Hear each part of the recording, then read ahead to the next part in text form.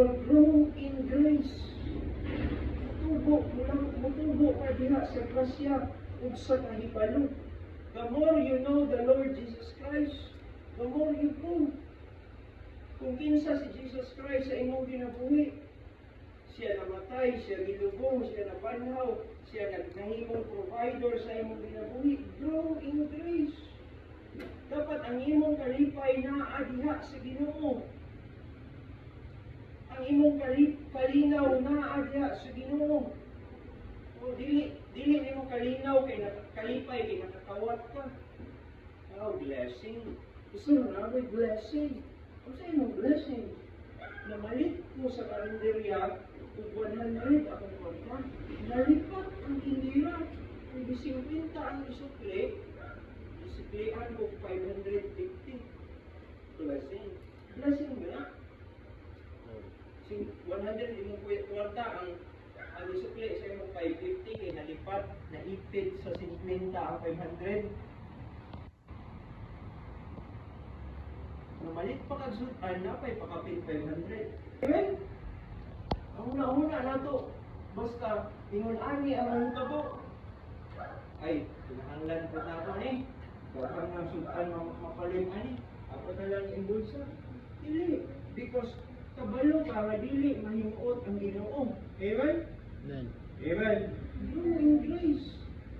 The more you grow, ngayon yun ka nga. Maski pag-iuli na ko ni, naagi hapoy langit na panalangin nga ihatag sa ako sa Ginoo gato.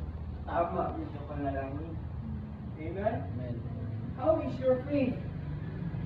Is it bearing fruit? Kumusta ang imuhang pagtuo? Is it bearing fruit? Eh, masinsige ang tubo, pero wala di pamunga.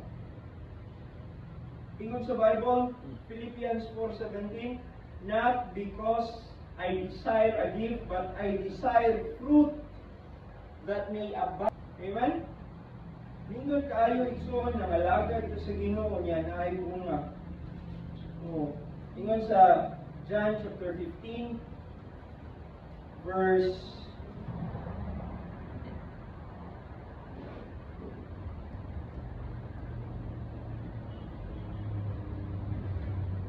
2,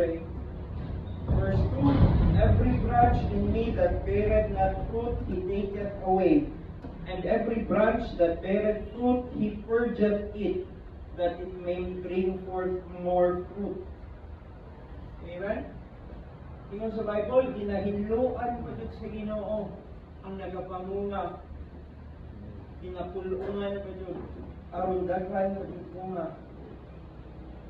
Tingnan sa Bible, abide in me. Verse 4, John 15:4, abide in me and I in you. As the branch cannot bear fruit of itself except it abide in the vine, no more can ye except ye abide in me. O nang gusto ang Ginoo nga magpabilin ta diha sa iya, makapot dito sa iya, diha dito sa iya salig. Kay dili ta makapamunga sa atong kaugalingon kay ingon sa I am the vine, ye are the branches. Para asa man dahil ang sanga. Amen? Para decorate lang. Ang sanga isuod para butangan niya na sa bunga.